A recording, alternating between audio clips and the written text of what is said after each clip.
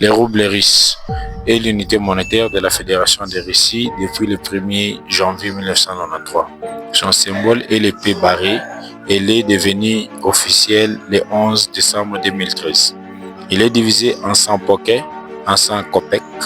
Hormis la Russie, le rouble russe est actuellement utilisé et à cours légal en Abkhazie et en Ossétie du Sud, Alanie, des républiques séparatistes de la Géorgie, et en Transnistrie, république séparatiste de la Moldavie.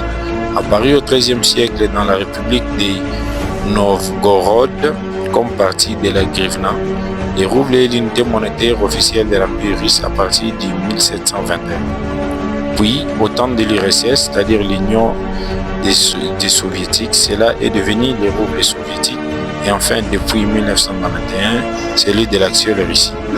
Originellement, il s'agissait non pas des pièces de monnaie, mais des petits morceaux d'argent métal, des lingots RI appelés griffons de 200 grammes environ, divisés en unités plus petites afin de faciliter les échanges.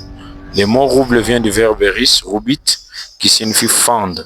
Par exemple, fendre le bois ou hacher le bois, la viande, les légumes et autres, car c'est sans doute par un outil coupant, une cisaille ou quoi que ce soit que les blocs de lingots étaient segmentés et morcelés. À la fin de la Première Guerre mondiale, le rouble impérial russe avait déjà été dévalué 3 fois en 3 ans.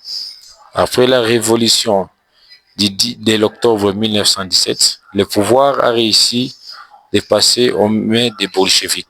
L'idéologie communiste prône la suspension de l'argent au trône de la construction de la société sans classe sociale.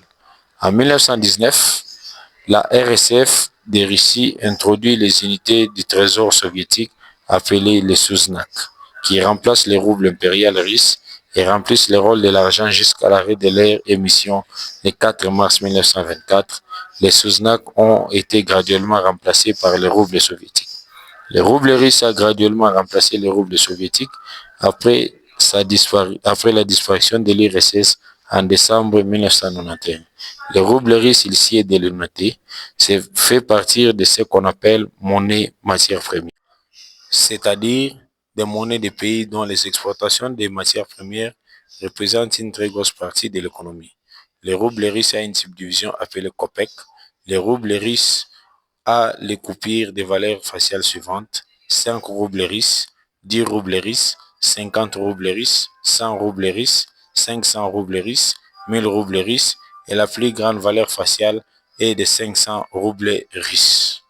Essayez de noter qu'actuellement, avec la guerre contre l'Ukraine, les roubles russes connaissent une perturbation, mais elle reste quand même l'une des monnaies les plus utilisées et l'une des plus grandes devises dans le monde entier.